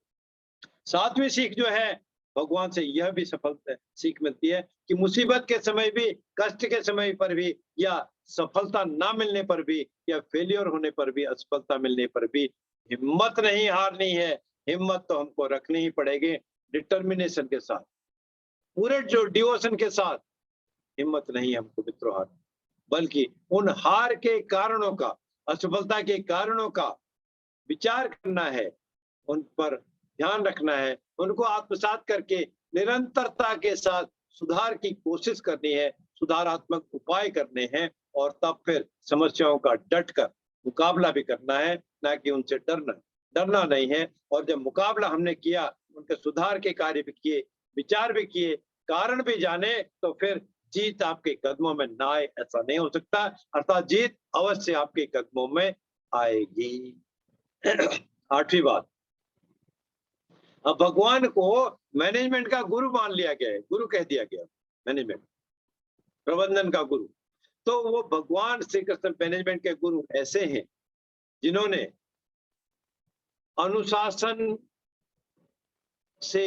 अनुशासन में जीना, बेकार की चिंता को ना अपनाना, उसको दूर रखना, और वर्तमान में ध्यान लगाने की ओर, वर्तमान में अपने ध्यान को केंद्रित करने की ओर संदेश दिया। जब वर्तमान में आपने ध्यान लगाया तो भविष्य तो सुधर जाएगा ही। ये आठवीं सीख भगवान के चरित्र से, क्रियाओं से, लीलाओं से हमको मिलती। और नौवीं बात, भगवान श्री कृष्ण ने अपने मित्र जब सुदामा की गरीबी देखी, उससे बहुत सीख क्या मिली, उससे बहुत चिंतित, दुखी हुए, और जब सुदामा वापस गए अपनी झोपड़ी में, उस झोपड़ी की जगह भगवान ने ऐसे कर्म किए, ऐसा चमत्कार कर दिया, तो झोपड़ी की जगह सुदामा जी के भी एक बड़ा महल स्थापित कर। महल स्थापित करने का मतलब कोई बड़ा बंगला बना दिया या नहीं है, बल्कि वहां पर ऐसी सुविधाएं बना दी, इतना साथ उनका सुदामा को दे दिया उन्होंने कि उसको उनका साथ ही महल के रूप में लगने लगा। इसलिए कहा जाता है, बताया जाता है कि भगवान श्री कृष्ण से दोस्ती, यदि दोस्त हो तो भगवान जैसा, श्री कृष्ण जैसा हो। और उस दोस्ती की सीख यह है कि रिश्तों में कभी भी पोजीशन का, ओहदे को बीच में ना ला। दोस्ती तो निष्काम भाव से। एक राजा रंग भिखारी किसी की दोस्ती हो सकती है, अगर हम उसमें डिफरेंस रखेंगे तो मित्रों दोस्ती नहीं है, वो व्यापार है। व्यापार दोस्ती में फर्क है। और अंतिम बात, 10वीं बात जो है,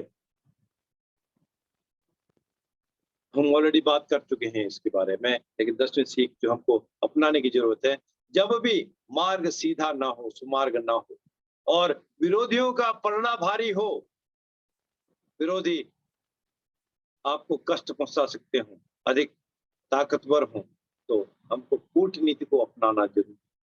और कूटनीति का मार्ग ही सर्वश्रेष्ठ है, श्रेयस्कर है, ताकि सांप भी मर जाए और लाठी भी ना टूटे। यह कूटनीतिक सीख भगवान के द्वारा बताई गई है। तो हम किस रूप में कितना आत्मसात कर सकते हैं, 10वीं बात, 10वीं सीख भगवान के कलाओं से प्राप्त है। मित्रों, हरि कथा अनंत की तरह भगवान का विस्तृत विवरण करने के लिए हम कहाँ परिपक्व हैं, कहाँ हम में इतनी कॉम्पिटेंसी है। फिर भी नतमस्तक होके भगवान से बात करने के लिए, आत्मसात होके उनका मनन गान स्तुति करने के लिए इतनी तो हमें सामर्थ्य है कि हम मनसा वाचा कर्मणा उनका ध्यान रखें, उनकी बताए गए मार्ग को, उनके द्वारा की गई क्रियाओं को आत्मसात करके कोशिश अपने जीवन में उतारने की यथासंभव कोशिश करें, और इससे कल्याण तो होगा, भगवान का आशीर्वाद भी मिलेगा। जय श्री कृष्ण, जय श्री कृष्ण, जय श्री कृष्ण। श्रीमन नारायण नारायण नारायण, भगवान नारायण नारायण नारायण। मित्रों, आज इस भागवत कथा के पारायण के रूप में फिर से एक बार नतमस्तक होके भगवान श्री कृष्ण को प्रणाम करता हूं, और आप सभी का साधुवाद। आपने अपना बहुमूल्य समय निकालकर मेरे इन बातों को सुना, और उसमें यदि कुछ गाहे बगाहे कमी रह गई हो, त्रुटि रह गई हो, तो अबोध अज्ञानी समझकर मुझे भी माफ करना। और भगवान से मैं प्रार्थना करता हूँ, दासो अयमिति माम मत्वा क्षमस्व परमेश्वरी। हे भगवान, मुझे अपना दास ही समझकर, अपना शिष्य ही मानकर मेरे द्वारा गाहे बगाहे कुछ त्रुटि रह गई हो, कमी रह गई हो, उसको माफ करके मुझ पर अपना आशीर्वाद बनाना। जय श्री कृष्ण, जय श्री कृष्ण, जय श्री जय जय श्री श्री कृष्ण, जय श्री कृष्ण, कृष्ण जय जय श्री श्री कृष्ण, जय श्री कृष्णा। जय श्री कृष्णा सभी ग्रुप मेंबर्स को और पंत जी को, जो इतने धैर्य के साथ उन्होंने पूरे 15, 16, 17 दिन अपना कीमती समय हमें दिया है। और आज का जो ये पारायण सेशन था, जिसमें अंतिम निचोड़ उन्होंने सार दिया है, वो सच में ही एक बहुत ही अमूल्य सार है कि सच में ही श्री कृष्णा जो थे पूर्ण त्याग, पूर्ण पुरुष क्यों कहे जाते थे, क्योंकि उनका जीवन के प्रति जो नजरिया था, जो उनका जीवन के प्रति धारणा थी, जो संदेश उन्होंने हमें दिया है, वो यही है कि हम इस जीवन में कर्म करने के लिए आए हैं। ये शरीर जो हमें मिला है कर्म करने के लिए मिला है, तो चुनौतियां तो आएंगी ही, उसका सामना कैसे करें, धैर्य के साथ कैसे रहें, और कैसे हमें हर समय अपने माइंड को, ब्रेन को एक निर्धारित समय के साथ और निर्धारित रास्ते पे कैसे चलाना है, शांत रह के कैसे चलना है। तो एक बिग मैनेजमेंट, एक मैनेजमेंट गुरु के रूप में भी कृष्णा हमारे सामने आते हैं। तो उनकी जितनी भी प्रशंसा की जाए उनके ज्ञान की, जो उन्होंने हमें जीवन जीने के लिए दिया, वो कम है। इसीलिए भागवत कथा का ये जो निर्णय लिया गया इस ग्रुप के लिए, यही मंतव्य था हमारा कि हम सीखें कि जीवन कैसे जीना चाहिए, कि हम छोटी छोटी चुनौतियों से घबरा जाते हैं और उनके जीवन तो शुरू ही चुनौती से हुआ। कहाँ कारावास में जन्म हुआ, कहाँ उन्होंने लालन पालन लिया, और हर समय हर जगह उन्हें हर वर्ष जीवन के हर पड़ाव पे उन्हें चुनौतियों का सामना करना पड़ा। फिर भी उन्होंने धैर्य के साथ उसका सामना किया। वो एक अच्छे पति, पिता, पुत्र, मित्र, सखा, गुरु सब कुछ थे। तो एक जीवन में हमें हर तरीके का जो रूप धारण करना पड़ता है, ये भी हमने उनसे सीखा। और ललित जी ने बहुत ही सुंदर शब्दों में, बहुत ही संक्षेप में उसको विस्तृत रूप से भी हमें समझाने का जो प्रयास किया है, अकथनीय है, अतुलनीय है। उनके इस प्रयास के लिए हम उनका हार्दिक अभिनंदन करते हैं, सदैव नमन करते हैं, ग्रेटिट्यूड करते हैं। तो मनोज जी, और कोई भी हमारे ग्रुप में कोई कहना चाहता है, 2 शब्द तो आगे आए, क्योंकि ये अंतिम दिन है। जो भी आपकी भावना है आप व्यक्त कीजिए, ग्रेटिट्यूड के रूप में या अपने मन की भावना के रूप में। तो विभा जी, आप कुछ कहना चाहेंगे? जी, नारायण नारायण दीदी, सभी को नारायण नारायण। नारायण नारायण। जय श्री कृष्ण। ये जो अभी आप वीडियो ऑन कर लें अपना जी। अपना जो अभी जो 15 दिन का सेशन रहा, जी। जो ललित जी ने बहुत अच्छे से और अपने को भारत का जो इतना अच्छा सब कुछ बताया, सब विश्लेषण किया, वो बहुत बहुत अच्छा रहा। और ये जब अपन सब साथ में इस सब का रसपान किया, ये बिल्कुल बहुत अच्छे से सुलभ और सरल शब्द में अपने को समझे, ऐसा उन्होंने अपने को बताया। ये सब सुनकर इतना अच्छा लग रहा है, कैसा लग रहा है कि ये प्रोग्राम चलता ही रहे, इसका अंत ही नहीं हुआ। वो धन्यवाद विभा जी, बहुत अच्छी भावना आपने व्यक्त की है। तो हमारी कोशिश रहेगी आगे भी, अगर सभी इसके लिए हामी भरेंगे तो और किसी कथा पुराण को, और किसी पुराण की कथा भी लेके आएंगे हम सामने। तो धन्यवाद विभा जी अपने भावना को व्यक्त करने के लिए। और मेरा कहना है दीदी कि अगर शिव पुराण अगर पढ़े तो वो भी चालू कर सकते हैं। ओके ओके जी जी, ठीक है। और सभी कोई बहुत कोई बहुत अपना? हाँ जी, घनश्याम दास धन्यवाद। जी, घनश्याम दास जी, आज के इस अंतिम पड़ाव, जो कि आप ये समझे कि हमारे पास संपूर्ण सार आ चुका है, निचोड़ आ चुका है भागवत का। तो इस अमृत के विषय में आप 2 शब्द जरा कहें। गीता जी, जय श्री कृष्ण। आज समापन की घड़ी है और अंत में पंच जी ने बड़े एक एक करके बिंदुओं से मनुष्य को क्या करना चाहिए वो स्पष्ट भी किया है। कल भी मैंने कुछ ज्ञानियों के लक्षणों की बात की थी, उनमें बस एक और जोड़ना चाहूंगा कि अनुशासन और आत्मनिग्रह, ये 2 वो हैं। अनुशासन वो है कि जो दूसरों के नियमों, बनाए गए नियमों का पालन करना, वो अनुशासन है। और आत्मनिग्रह स्व अनुशासन है। तो स्व अनुशासन का हमारे जीवन में बहुत महत्व है। और इसका एक बड़ा उदाहरण है, माँ सीता जब पर्णकुटी में थी और भगवान श्री राम अपनी ही माया के तहत, अपनी ही लीला के तहत मारीच के पीछे भाग रहे थे, और मारीच अपना भेष दिखाते हुए, अपना रंग दिखाते हुए लक्ष्मण जी को बुलाता है कि लक्ष्मण मेरी रक्षा करो, मेरी रक्षा करो, मेरी रक्षा करो। तो सीता जी लक्ष्मण जी से कहती हैं कि भैया तुम जाओ उनकी रक्षा करो। तो बहुत कहते हैं लक्ष्मण जी की माँ ऐसा नहीं है कि जो मेरे प्रभु को कुछ अहित कर सके उनका, आप व्यर्थ में चिंतित ना हो। लेकिन जब वो बार बार कहती हैं तो लक्ष्मण रेखा खींच देते हैं और उनसे कहते हैं कि आप इस रेखा को पार मत करिए। लेकिन जब रावण आता है और धर्म की दुहाई देता है कि भिक्षा देना धर्म का कार्य है, तो सीता जी लक्ष्मण द्वारा बनाई गई उस रेखा को तो पार कर लेती हैं, यानी उस अनुशासन को तो तोड़ देती हैं। लेकिन वही सीता जी जब रावण के यहाँ होती हैं और रावण बार बार आता है उनके पास और आके उनके सामने कहता है कि एक बार विलोक मोरा ओरा, तो वही सीता जी जो हैं एक तृण की ओट में, एक तिनके की ओट में जो है उनसे कहती हैं, यानी वो अपने बनाए हुए नियम को जो है उसकी उल्लंघन नहीं करती, उसको लांघती नहीं है। तो ये स्व अनुशासन का जो है बहुत बड़ा महत्व है हमारे जीवन में।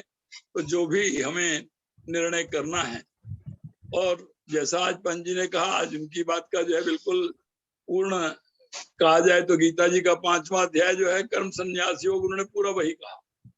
कर्म संन्यास योग में साक्षी भाव से अगर व्यक्ति रहता है, साक्षी बन के रहता है और जो भी कर्म करता है परमात्मा को अर्पण कर देता है, परमात्मा को अर्पित करता रहता है, तो उसके ऊपर कभी भी कोई वो नहीं होता, हानि नहीं होती उसकी, और बिल्कुल वो वैसे ही रहता है जैसे कि जल में कमल के पत्ते रहते हैं, इसी प्रकार से उसके ऊपर कोई वो नहीं होता। और साथ साथ हम जो है जो भी कार्य करें वो भगवान को अर्पण करते चलें, कर्म फल को त्यागें, यही हमारे जीवन का लक्ष्य हो। और नित्य प्रति जब भी हम उठें सुबह शाम, तो हमेशा प्रभु के चरणों में हनुमान प्रसाद पोद्दार जी की बात को, उनके उस गीत को स्मरण में रखें, याद में रखें, ध्यान में रखें कि कर प्रणाम तेरे चरणों में, लगता हूं मैं निज के काज, पालन करने को आज्ञा तब मैं नियुक्त होता हूं आज। नित्य प्रति हम इसी भाव को लेकर चलें कि जो कुछ भी मैं कर रहा हूं वो प्रभु का ही कार्य है, प्रभु ही करा रहे हैं, मैं कौन होता हूं करने वाला, वही नियंता है, वही हम मेरे संसार के चक्र को चलाने वाले हैं। मैं तो जो भी कर रहा हूं उनकी आज्ञा से और उनके निमित्त कर रहा हूं।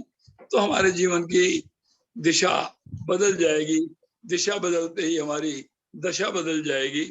बस यही हमारे आज के उसमें मेरा जो है, पंत जी मेरे साथी रहे हैं, बहुत साल हमने एक साथ काम किया है।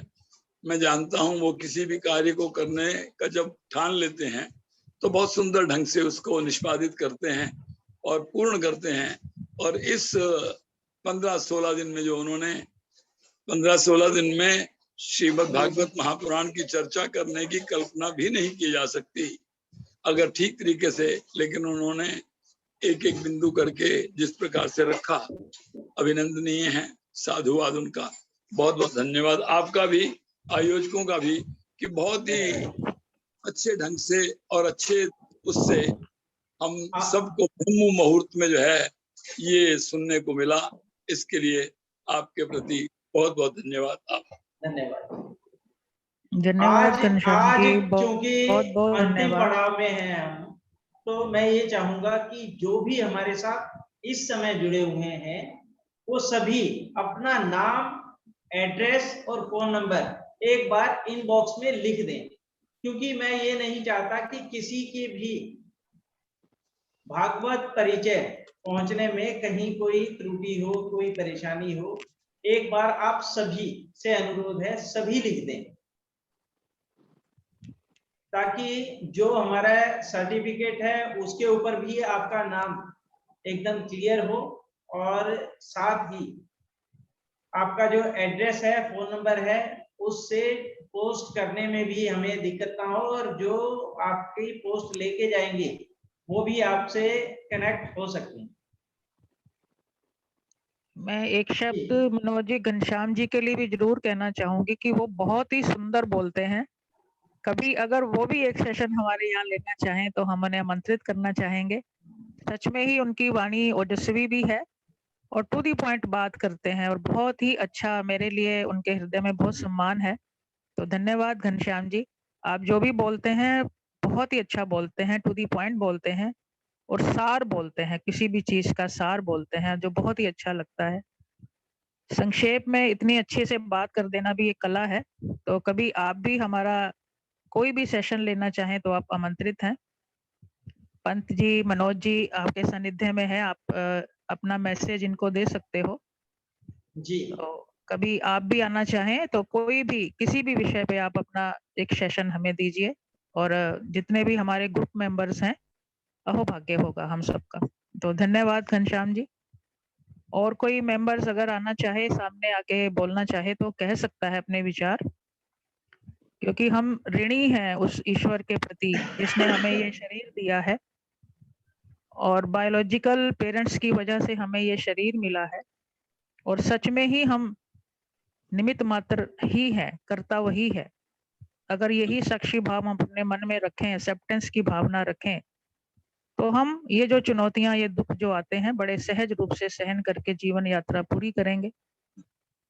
तो अगर कोई दो शब्द कहना चाहता है कृष्णा कॉन्शियस के बारे में, उस चेतना के बारे में, तो जरूर कहें, नहीं तो फिर हम यहीं पे सेशन का एंड करेंगे और फिर किसी अच्छी से कॉन्शियस के साथ, शिव पुराण के साथ, जैसे कि विभा जी ने बोला, या कोई और पुराण लेके या कोई और अच्छा सेशन लेके हम आपके सामने आएंगे।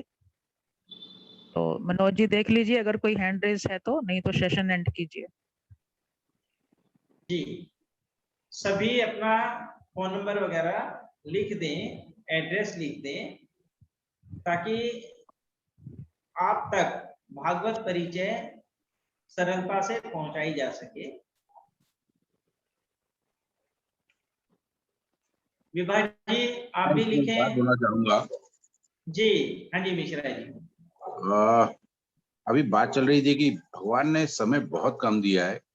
थोड़ा सा इसमें मैं विरोध करना चाहूंगा। इनफैक्ट हमारे पास में, मैं क्षमा चाहूंगा, थोड़ा फौजी नेचर है। हमारे पास में रोज 21,600 सांसें होती हैं, जी और 21,600 सांसों को अगर हम हर सांस को अकाउंटेबल कर लें तो इतना ज्यादा समय रहता है हमारे पास में कि हम उसका बहुत अच्छे से उपयोग कर सकते हैं। पर होता क्या है कि हम इसमें अधिकतर समय सोने में, चिंतन में और व्यर्थ की बातों में निकाल देते हैं। और बहुत ही 21,600 सांसों में से शायद 25% से भी कम हम लोग प्रयोग करते हैं क्रिएटिविटी के लिए। मैं समझता हूँ कि अगर हम लोग सांसों का अकाउंटेबिलिटी शुरू कर दें तो समय हमारे पास बहुत है, और ईश्वर का नाम हम सदैव जपते रह सकते हैं। ये मेरी एक मेरा एक विचार है। सत्य सत्य है, सत्य है। हाँ, ऐसा समय हमारे को ईश्वर ने कर्म के लिए दिया, और हमने उसको अपने कर्महीनता में तब्दील कर दिया। जी हाँ, यदि हम क्षण प्रति क्षण इसको काउंट करें तो हमारे पास इतना समय है कि हम जिस कार्य के निमित्त इस कर्म भूमि पे आए हैं वो सभी कार्य भी कर सकते हैं, और बहुत आराम ईश्वर से की कर सकते तरफ हैं। जो हमारा प्रतिवर्ष एक कदम बढ़ता है, तो वहां हमारे परम पिता भी खुश होते हैं कि मेरे बच्चे ने मेरे कहे अनुसार अपने में सुधार किया, और आज ये मेरे नजदीक अगर आ रहा है तो इसको मैं समय पे अपने पास आलिंगनबद्ध करूंगा। तो परमात्मा तो सदैव ही हमें कर्म के लिए कहते हैं। ये बात दूसरी है कि हमने इस समय को अपने उन कार्यों के लिए जोड़ दिया कि हमें, जिसे हम कहते हैं अकर्मण्य। नहीं तो गीता में तो क्लियर लिखा है कि आप कर्म के लिए आए हैं और आप कर्म ही करें। सही बात है। यदा यदा ही धर्मस्य ग्लानिर्भवति भारत अभ्युत्थानम् अधर्मस्य तदात्मानं सृजाम्यहम्। तो जब क्लियर लिखा गया है, क्लियर कहा गया है, तो उसके अनुसार हम अपने आप को, अपने आचरण को अगर बना के रखें तो हमें सब कुछ मिलता ही रहेगा। और इस जी 20,000 600 सांसों के लिए हमारे जो शास्त्रों में मैं समझता हूँ कि जितने भी वरिष्ठ हैं वो सब भी सहमत होंगे। हम इसका रोज संकल्प लेते हैं जी जिसमें कि कल सूर्योदय से लेके आज सूर्योदय तक का जितनी भी सांसें हैं वो हम ब्रह्मा जी को अर्पित करते हैं, और आगामी सूर्योदय तक की सांसों को हम ब्रह्मा जी के निमित्त ही कर देते हैं। इससे क्या होता है कि हम रोज कॉन्शियस हो जाते हैं और अकाउंटेबल हो जाते हैं अपनी सांसों के लिए। इसको हम बोलते हैं गायत्री अजपा जप, जी क्योंकि हर सांस जो है वो गायत्री के ब्रह्मा जी की दी हुई है और हमारे प्रारब्धों को काट रही है। तो प्रारब्धों को अगर हमें संचित रखना है, संभाल के रखना है अच्छे प्रारब्धों को, तो सब कुछ ब्रह्मा जी को अर्पित कर देना चाहिए। बस यही मेरा निवेदन है। नमस्कार। बहुत बढ़िया। आप ये देखें कि हम जिन कर्मों के अधीन अपने आप को आज पाते हैं, उसका मुख्य कारण अगर हम जन्म कुंडली को भी देखें तो आप ये देखें कि सृष्टि के रचयिता ब्रह्मा जी ने हमें जिस समय जन्म के लिए चयन किया, तो हमारे लिए काल भी उन्होंने चयनित किया, उन्होंने हमारे लिए कुल भी चयनित किया, जो कि हमारे पूर्व कर्मों के अधीन था। जिस प्रकार से उन्हें हमारे कर्मों की जो स्थिति थी उसी के अनुसार उन्होंने हमें कुल और काल दे दिया। उसी को आज की डेट में हम जब जन्म कुंडली देखते हैं तो वो फिगर हमें दिखाई देती है, वो जन्म कुंडली हमें दिखाई देती है। उसका सही रूप हमें राहु और केतु के जरिए दिखाई दे जाता है। किसी जातक का जन्म जब होता है तो उसको उसका परिवार मिलता है, उसका शरीर मिलता है, समाज में उसकी क्या स्थिति होगी वो मिलती है। हम यहाँ जो जुड़े उसका भी कारण साक्षात पर ब्रह्म ही थे।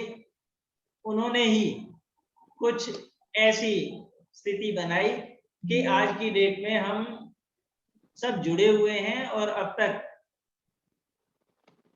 जुड़े हुए हैं, और आगे भी अगर परमात्मा ने चाहा तो हम हमेशा जुड़े रहेंगे। और इस तरह के जो कार्य चल रहे हैं जो कि हमारी डिवाइन सोल जर्नी का है, डिवाइन पीस सोल जर्नी का, तो इस तरह के हमारे कार्य आगे भी चलेंगे। और क्योंकि हमें तो परमात्मा का अंश होने का गर्व है और हमें पता है कि हमें उन्होंने ही जोड़ा, हमारी अपनी कोई शक्ति नहीं है। तो आप सब अपने शब्दों में अगर कुछ परमात्मा के लिए कहना चाहते हैं, अपने परम पिता के लिए कुछ कहना चाहते हैं, तो आप सभी आमंत्रित हैं। अनुपमा भिंडर जी, आप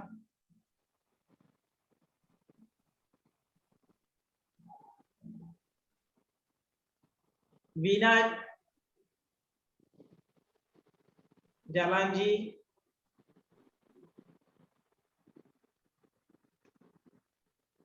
तो सर आप यहीं समाप्त करें क्योंकि लग रहा है सभी अब इस सेशन के अनुसार बिजी हो चुके हैं अगले कार्यों के लिए। सभी का साधुवाद, धन्यवाद। बहुत अच्छी जी। बातों के लिए, प्रेरणादायी तथ्यों के लिए सारे मेरे अग्रज अनुज सभी को मैं नमन करता हूं। और साथ ही एक बहन ने जो बात कही, इच्छा और जाहिर की कि भविष्य में भी हम चाहे शिव पुराण के रूप में हो या कुछ और भी करते रहें। और कुलविंदर जी ने भी आदरणीय घनश्याम दास जी से जो रिक्वेस्ट की, जो हम जब चाहेंगे तब वो उस तथ्य पर हमको उपदेश देंगे, हमारा मार्गदर्शन करेंगे, ऐसी मुझे पूरी उम्मीद है। और एक हम टॉपिक हम सजेस्ट कर लें, फाइनल कर लें, उसमें जितने दिन के लिए बात करने की जरूरत होगी, जितनी जरूरत हो वो उसको डिसाइड कर लेंगे। एक बात, दूसरी बात जो शिव पुराण की उन्होंने बात की थी, मैं तो चाहता हूं कि जब तक हमारे जीवन है हम किसी न किसी पुराण के बारे में कुछ न कुछ कभी न कभी बात करते ही रहें। और यदि संभव हो पाया, थोड़ा सा हम प्लानिंग कर लेते हैं, तुरंत ही कल से ही हम कंटिन्यू कर देंगे ऐसा तो नहीं कहता।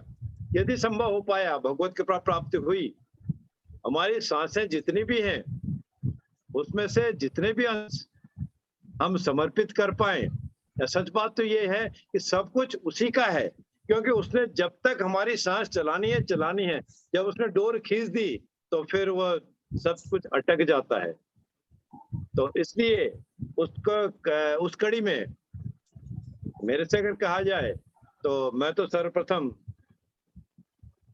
श्रीमद् भागवत जी की कथा का हमने कुछ पठन किया, कुछ बातें सीखी, और सबसे पहले हम हैं देवी भागवत के रूप में फिर कुछ आपके सम्मुख बातें करना चाहता हूं आने वाले समय में ये जब बातें होंगी। और इसी तरह मर्यादा पुरुषोत्तम श्री भगवान के चरित्र का वर्णन, वो चरित्र के वर्णन से हम और क्या सीख सकते हैं। बहुत सारी बातें हर कोई जानता है, उसको हम आत्मसात करके क्या कर सकते हैं। और श्रीमान भगवान मर्यादा पुरुषोत्तम जी का परम भक्त हनुमान जी के अलावा कौन हो सकता है, उनकी भक्ति से क्या क्या हम सीखें। इस तरह से शुरू करके कुछ बातें, कुछ तथ्य उपनिषदों के बारे में, कुछ वेदों के बारे में, कुछ शिव पुराण के बारे में, बाकी 18 पुराणों के बारे में भी जब भी संभव हुआ तो हम इसको कंटिन्यू करेंगे। और सभी से अनुरोध है कि इस जो व्हाट्सएप ग्रुप है इसके माध्यम से, अन्य माध्यमों के से भी आप उनको संपर्क में रहें, बने रहें, औरों को भी जोड़ें ताकि जगत का कल्याण हो। और साथ ही एक बात मैं अंत में और कहना चाहता हूं कि जिन मित्रों को किसी वजह से ये इन दिन के उपाख्यान, जो डिस्कोर्स है, जो उपदेश है, प्रवचन है, छूट गए हों, कम रह गए हों, उनके लिए एक सुविधा उपलब्ध है।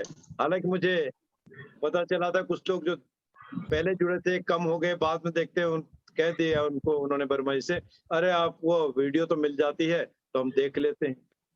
कोई बात नहीं, प्रतिबद्धता उनकी है।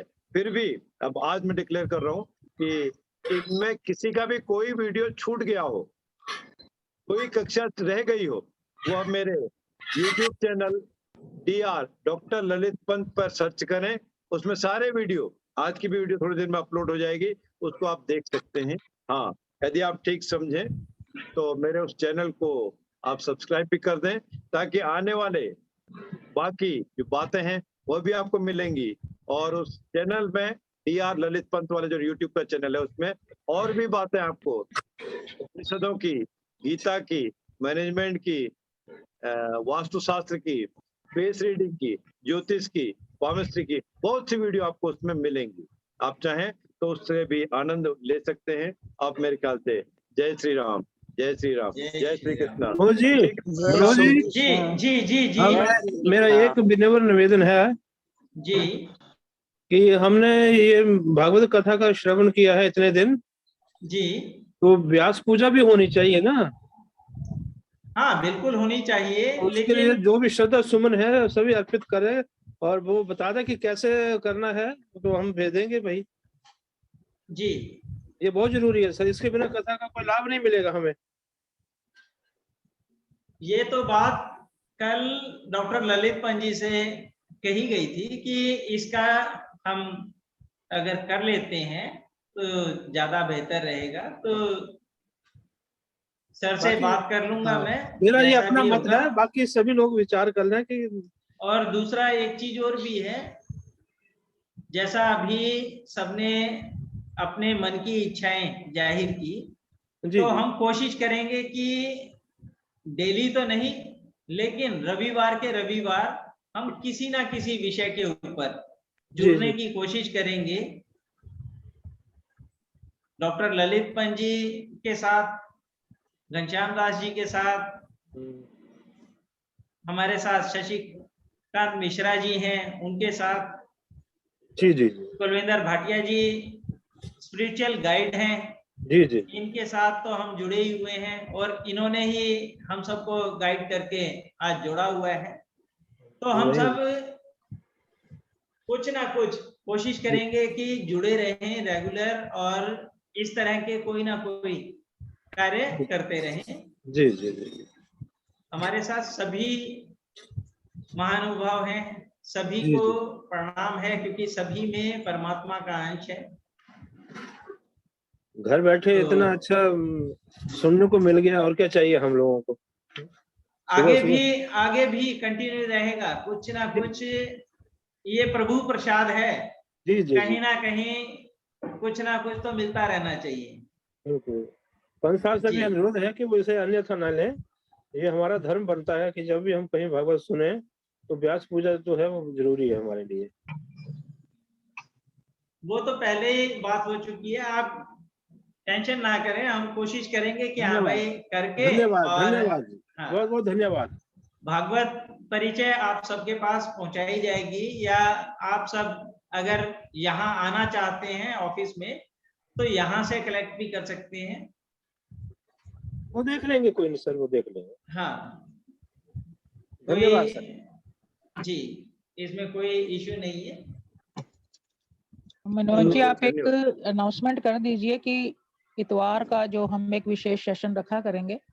जी हमारे किसी पंत जी तो है ही हैं हमारे साथ, और भी हमारे विद्वान जो यहाँ जुड़े हैं वो भी कोई सेशन लेना चाहें तो संडे का समय हम रखा करेंगे, हर संडे। बिल्कुल बिल्कुल रखेंगे। तो ये अच्छा वाली सुझाव है। अनाउंसमेंट, हम कोई भी अच्छा विषय किसी भी टॉपिक पे जो भी वो बोलना चाहें, जो मानव कल्याण के लिए हो, हमारी स्पिरिचुअल ग्रोथ के लिए हो, उसके लिए हम हमेशा ये मंच उनके लिए हमेशा सेवा के लिए उपस्थित रहेगा। जी, आप ये देखें कि मैंने अपना फोन नंबर लिख दिया है। आप में से किसी को भी किसी भी प्रकार की हमारे कार्यक्रम की जानकारी चाहिए हो, या किताब से संबंधित कोई जानकारी चाहिए हो, तो आप मुझे फोन कर सकते हैं, व्हाट्सएप कर सकते हैं।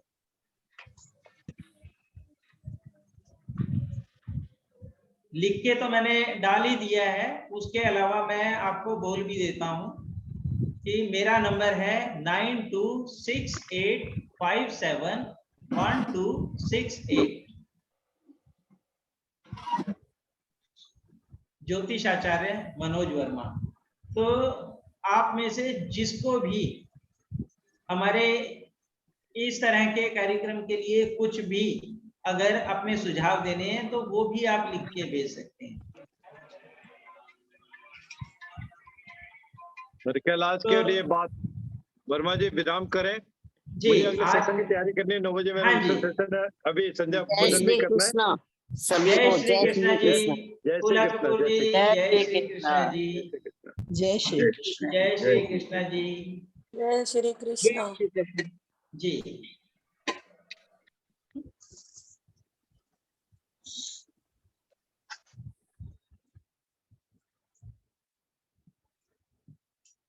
जिनके नाम या नंबर नहीं आए हैं वो डाल दें।